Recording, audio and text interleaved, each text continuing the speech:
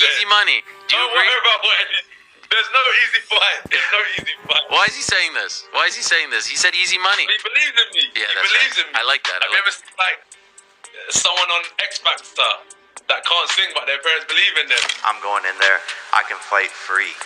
If he starts getting touched up and losing rounds, I think the cookie will crumble. Do you agree? Whatever he said. We'll see if the cookie crumbles. I don't know what to say. I'm confident in myself. Like, I'm not focusing on him. I just know what I can do, and I can't wait to show it. I'm not going to crumble. I'm solid. I've been through wars. This is what I'm going to say. I don't want to focus on it being like about Jake. Oh, Jake's small, so that makes me confident. Jake's this, so that makes me confident. I'm just focused on myself. I'm confident in myself. Jake could be 10th. I'm confident in myself. That's what I'm saying. It's not about how he is. I just really like, I've got a good team. I've been through ups and downs. I've stood the test of time. I'm passionate. I'm hungry, and I'm still here ready to fight my heart out. So I'm confident in that. That's in my heart. Joshua has issued a clear and measured warning to Daniel Cormier, I'll beat the out of your fat ass too. Jake Paul disrespected many UFC fighters, but this time he messed with the wrong guy. Jake Paul tried to mess with me for a while. I was at the commentary desk, I'm sitting there. He in the back making faces at me. I took my headset off. I put it down. I got up, walked right to where he was in the stands. I said, I'm not the children that you messing around with. I'm not gonna play with you. Leave me alone. His bodyguard, I ain't gonna do nothing. I said, I'm gonna slap the shit out of you too. You know I love a good WWE reference, so I'm gonna let you live. Paul, stressing that he is entering this matchup not as a celebrity attraction, but as a proven heavyweight champion with years of elite experience behind him. The distance. It's the, oh my God, through that jab. Yeah, the intangibles. It's going to be really interesting to see how he deals with the intangibles in that. Yeah. And that's why I said there's a few things that I'm going to do in the ring that he might not have seen before, and I'm going to see how he deals with them. Yeah. Always have a lot to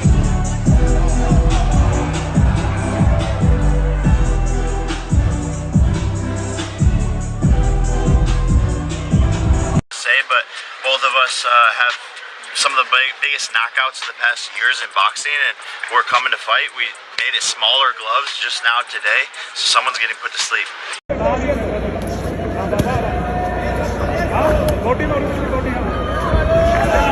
That confidence built through world-level training, major championships, and high-pressure environments cannot simply be replicated by anyone transitioning from entertainment into boxing. The greatest coaches and greatest fighters in the world, because I have that hunger, that desire. Every time I've been knocked down or been in trouble when I was younger, came back 3 years later, got to the Olympics. Get in trouble again before the Olympics, 3 years later, become world champion after 16 fights.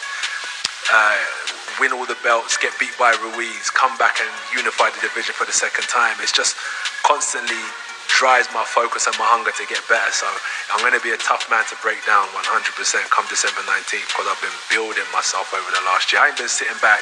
I've been working. Claims that his preparation has focused on refining fundamentals, tightening combinations, and working with top-tier trainers to ensure there are no surprises, regardless of what Paul brings on fight night. In his view, this bout is less about hype and more about demonstrating the stark difference between a developing crossover boxer and a fully established professional, and he expects the performance to make that gap unmistakably clear. AJ, I just know that I have the power and the timing. It's the shots that you don't see coming that knock people out. And I'm a tricky knockout artist that people don't give me enough credit for. I've won knockout of the year. So he has to be careful. And I do have the timing, the speed, and the tricks up my sleeve to be able to hit a shot on this guy that he doesn't see coming that can put him to sleep 1,000%. Somebody once told me the world is gonna run me. Concerns shared by fighters and analysts, Conor McGregor adds his own blunt perspective, admitting Jake Paul deserves respect simply for walking toward a challenge of this scale. But that respect doesn't erase the danger. McGregor stresses that boxing is unforgiving, and stepping in with a physically dominant heavyweight like Anthony Joshua brings real risk, not just Netflix attention. Gervonta Davis just posted that he would beat the brakes off of you if you guys fight. Yeah, I mean, I'll be down. Let's run it. Like, I'd be super, super down. Javante, I don't know if Javante needs Jake Paul. Let's be clear, right? is there a height limit in boxing? If he makes that walk, try to give him his respect for that. It's very dangerous, you know. It seems like Netflix are all over him. You get me? It's a dangerous sport, and you can't overlook that. Joshua's a big boy and a powerhouse. I've sat ringside and watched Joshua. That's a heavy punching man, and he's a happy and he's a good. He has an anger in him. He has a darkness in him. Does Anthony Joshua? I don't think a lot of people suss that. So, Robert, the fight shouldn't go ahead. The fight shouldn't go ahead. If he does it, I'll give him the respect for that.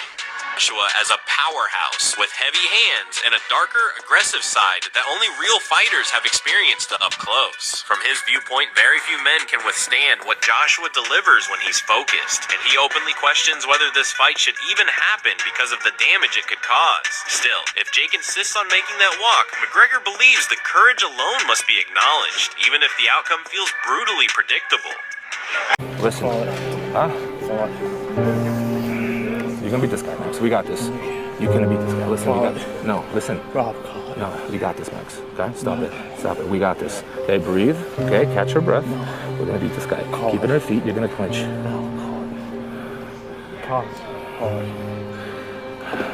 You sure you're gonna lose, Max? Yeah. We got I this, don't want Max. to do it. No, we got this, Max. No, You're a champion. I don't have it. You're a champion. Stop it. I don't have it. Stop it. You're a champion. You're a champion. We're gonna clinch. Finish this round on top of it and move the decision. Okay? Get on top of him. Out wrestle him. We got this. One good one right here. Prediction for Jake Paul and Anthony Joshua, because I think a lot of people know what will happen. But is it dangerous for Jake Paul to be taking on a big heavyweight? You're a heavyweight, man. I wouldn't want to get punched by you here. Is it very dangerous for Jake Paul to be able to take? I mean, no matter what it is, it can be an exhibition fight or whatever fight it is. When two guys step over that rope and they got bad intentions or they ready to throw blows, it's always bad. You got to understand that boxing is a dangerous business, and the head is not meant to be hit in the first place. Doctors will always tell you the head is not meant to be hit. The body is not meant to be hit. The head is not meant to be, the brain is not meant to be shooken. Learns about danger and credibility, veteran boxing journalist Gareth A. Davies echoes the same uneasy tone while analyzing what makes Joshua versus Jake Paul such a strange but globally irresistible spectacle. Speaking from Dubai.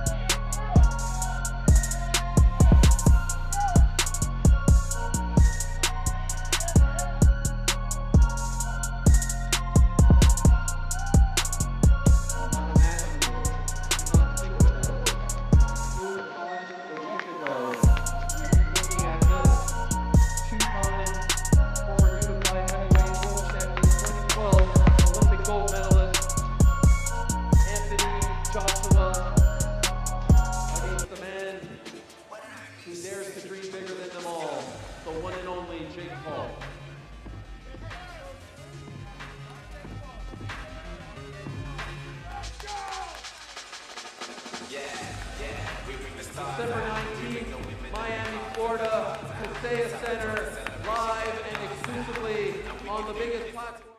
That despite all the promotional push, many within the sport still struggle to believe that this matchup is really happening until both men are standing under the lights on Fight Week. Davies respects Jake Paul's willingness to take on such a challenge, but emphasizes the unavoidable reality. POV. 100 days left before President Trump delivers another knockout. Got a good stance, Loki. He got a jab, I think. That's pretty good. We're not messing with this guy. And signing the contract straight away. You know, readily, you cannot see a victory for Jake Paul. I mean, you can't. I do worry about his safety in that. I do know that it wouldn't have been licensed in the UK.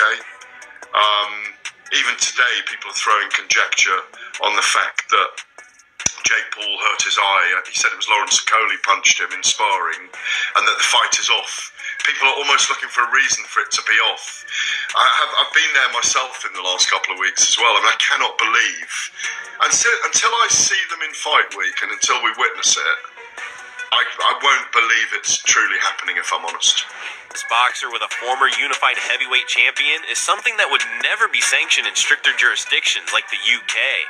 He highlights that even promoters seem to be searching for excuses for the fight to be called off, pointing to speculation over Jake Paul's recent eye injury in sparring. He also reminds us that this isn't just a circus act. The heavyweight division remains a dangerous place, and every punch carries the same risk regardless of popularity or platform, while acknowledging that the fight will likely generate record-breaking numbers and provide Joshua with an extremely straightforward comeback opportunity. Spoke with Nikisa Badarin and Jake Paul at the press conference in Miami a couple of weeks back. If Jake Paul does do it, it'll be the biggest upset in the history of boxing. The biggest shock ever. Maybe one of the biggest upsets in the whole of sport. Some people question whether this really is sport. You know, you can deem it to be circus, you can deem it to be freak show. Spoke to David Hay for an interview in the Telegraph that's going in tomorrow, I think. And he was saying, you know, if he'd been offered this all those years ago and he was in the same position as Anthony Joshua, he said, I wouldn't have even thought about it. I wouldn't have even given it any consideration. It would have been a tick in the box. Sure all falls on AJ. If the bout lasts longer than a few minutes, critics will question his mentality, and if something goes horribly wrong, boxing will have to answer for why this contest ever entered a sanctioned ring.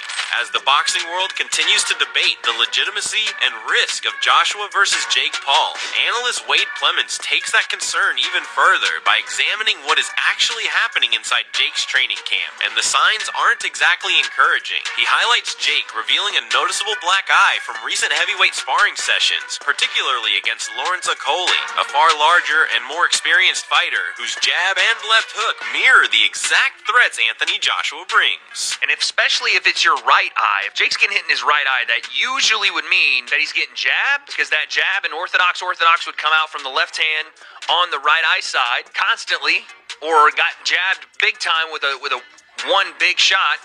Or, and this may be even more of a bad thing for Jake Paul, he's gotten hit with a hard left hook, one that he didn't see because it was right on his eye, and it looks like it landed pretty flush, as you can kind of see here. Question is, which one of those two things is happening, and question is, how is it going down? Because what we know about Anthony Joshua is that he has a nasty lead hook.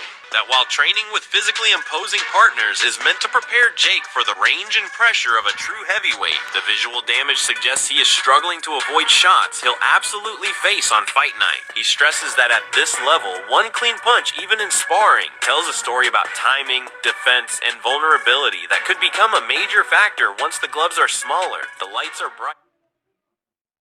This bold TikToker's true strength shocked the world. You might have come across Salt Bae Papi, the man who went viral across the internet for his salt-sprinkling move and quirky running style. But this time, he's not just a funny blogger. He stepped into the gym, onto the boxing ring, facing Josh Brockner, a muscle-bound, battle-tested pro boxer. Everyone thought it was just a farce, until the bell rang. Papi's eyes changed. He didn't care how strong his opponent was, he just wanted to win. The whole fight was like a precise, cat-and-mouse game. Josh's every punch was easily dodged, and each attack turned into an opportunity for Papi's counter with a burpee-like move. He ran, dodged, and punched, with a rhythm as playful as making another TikTok hit, except this time, his opponent really fell.